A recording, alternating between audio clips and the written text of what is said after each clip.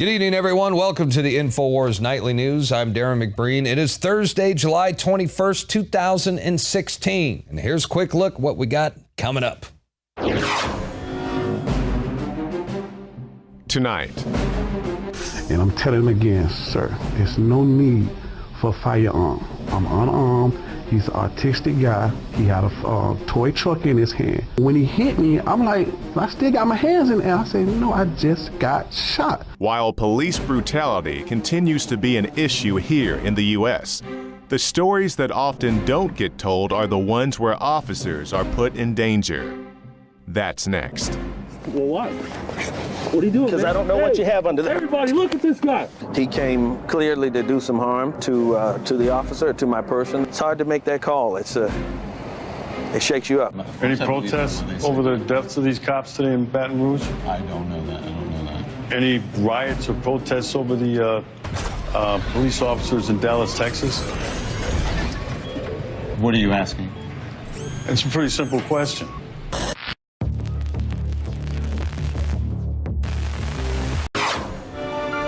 You know, it was less than a week ago on Sunday morning that the Baton Rouge shooter, Gavin Long, targeted and assassinated police officers in a deadly ambush that left 3 officers dead and another 3 injured before he was shot and killed by a single marksman from 100 yards away. The surveillance photos recently released to the public show the killer carrying out his deadly attack on Baton Rouge police as they were cornered by a dumpster behind a beauty supply store before they were executed. The 3 police officers who were killed in this gutless and senseless rampage were Matthew Gerald, a former Marine who had only spent 1 year on the police force, Montrell Jackson, a new father and 10-year veteran of the force, and Brad Garofalo, married man, father of 4 children, who, by the way, went down firing his weapon till the end in the gun battle as he bravely attempted to save one of his fellow officers. The killer, before the rampage, Gavin Long, he posted a video on YouTube where he laid out his warped and delusional manifesto. If y'all want to keep protesting, do that. But for the serious ones, the real ones, the alpha ones, we know what it's going to take. It's only fighting back or money. That's all they care about. Revenue and blood. Revenue and blood. Revenue and blood. Nothing.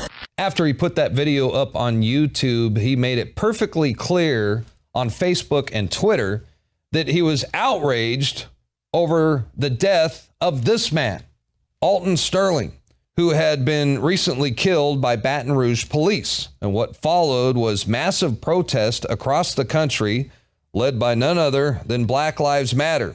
And we all know what happened next in Dallas. The first wave of retaliation had begun. Don't shoot! Don't shoot! Don't shoot! Don't shoot! Madison! Oh shit! No! Madison, go! Madison, stop! Madison, run!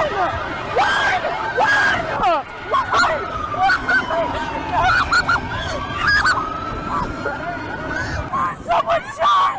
There's a gun! Who got shot? Someone got shot! Someone got shot!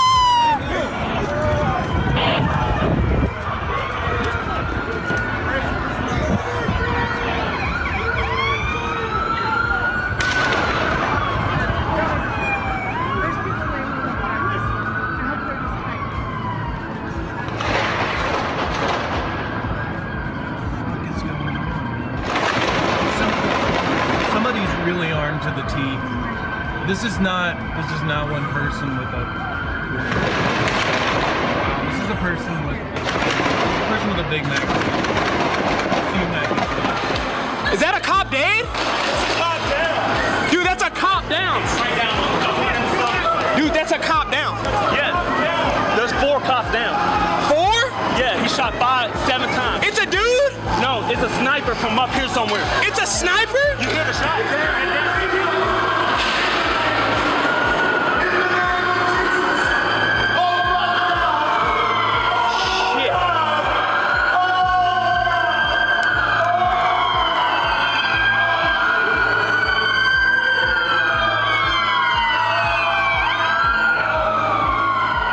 When incidents like this occur, there's a big chunk of our fellow citizenry that feels as if, because of the color of their skin, they are not being treated the same. And that hurts. Now, I want to take a look at the raw footage of Alton Sterling getting shot and killed by police in Baton Rouge. And I got to warn you that this is graphic video. So if you're not the kind of person that can stomach this type of stuff, you might want to turn your head for a moment. But I think it's important that we analyze the video because the death of Alton Sterling played a big role in, well, pissing off the Black Lives Matter movement. I mean, there was protest all across the nation, and it also led to the retaliation and murder of police officers in Dallas and Baton Rouge. Again, this is graphic video. Viewer discretion is advised. Police in Baton Rouge, Louisiana, responded to a 911 call about a man walking around waving a gun and threatening people. The altercation with Alton Sterling began shortly after the cops arrived. I mean, you can see there he's resisting arrest. The police officers, they had to throw him to the ground. He was trying to get the gun out of his pocket, and, well, the police had to deal with a life or death situation. The suspect was shot and killed on the spot. And you can see right there, they did indeed retrieve a gun from his pocket. Now, if you're one of those people who think that the officers reacted unjustly in this situation, I want you to stop and consider for a moment what it must be like to be in their shoes for a change. You think you could do that? I mean, these cops, we're talking about inner city cops, their job is to confront potentially dangerous and deadly situations day in and day out. Alton Sterling was portrayed by the media as an innocent guy, a father of 5 who was murdered on the bloody streets of Baton Rouge by white cops because he was black. But in reality, this guy was a career criminal. He was a street thug with a rap sheet a mile long. He was a danger to society. Check out this guy's criminal record. I mean, my God.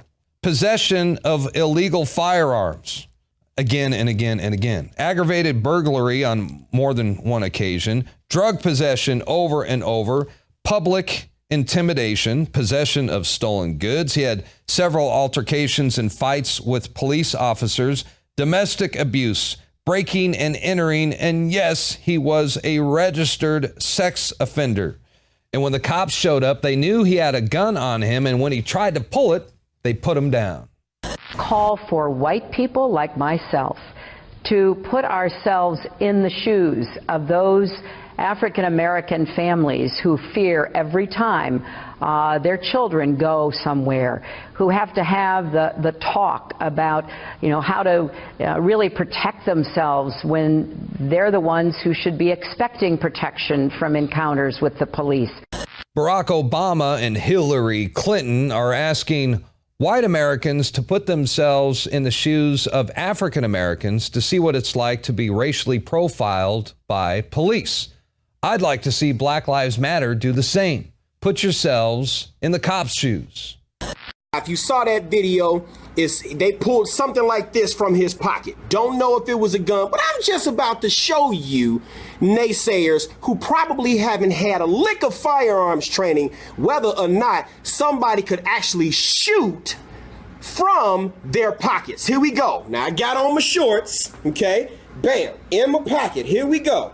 Well, if I have my hands in my pocket, oh shit, I can still shoot from here. How about that? Or hands down at my side. Bam. How about that? I can still shoot from here. All I have to do is touch the trigger and shoot. And if I'm down on my back and I'm in a struggle, pow, pow, pow. You don't know what the you would do. So for those of you all who say the gun wasn't fully extended and drawn, you don't know a damn thing about guns.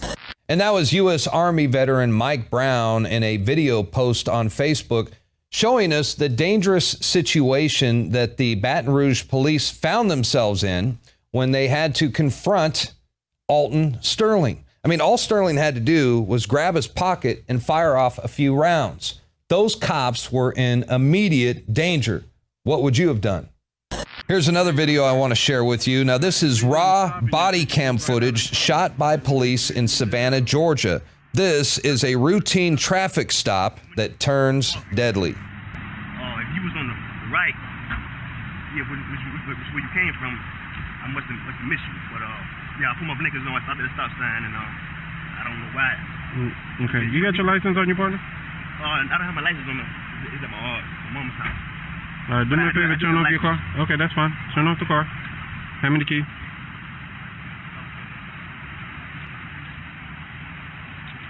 Yeah, I'm just gonna set it up here until we run your information and get it from there. Okay? Okay.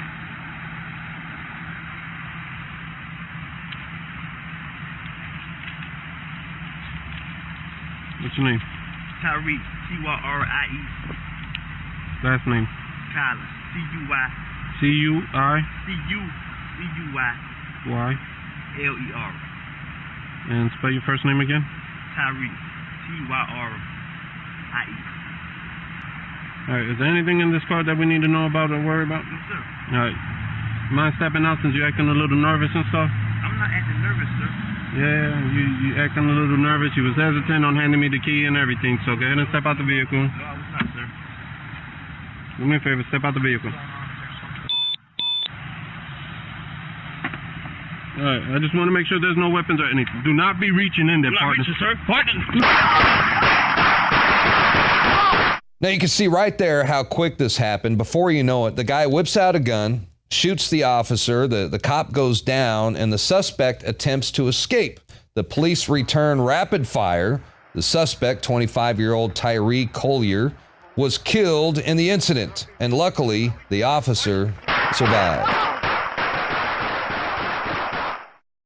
And it happened just like that. And, you know, that's what these cops deal with on a daily basis. And I think we all need to stop for a moment and think about what it's like to be in their shoes before we rush to judgment. And that's the problem I have with Black Lives Matter and the people who support their ideology, because it seems like they always rally behind the wrong guy. I mean, there's plenty of examples of cops abusing their power, using excessive force. There's lots of examples of police brutality. And yes, in some cases, cops are getting away with murder. But why rally behind a guy like Alton Sterling? I mean, that guy was street trash, and he should not be the poster child for racial profiling.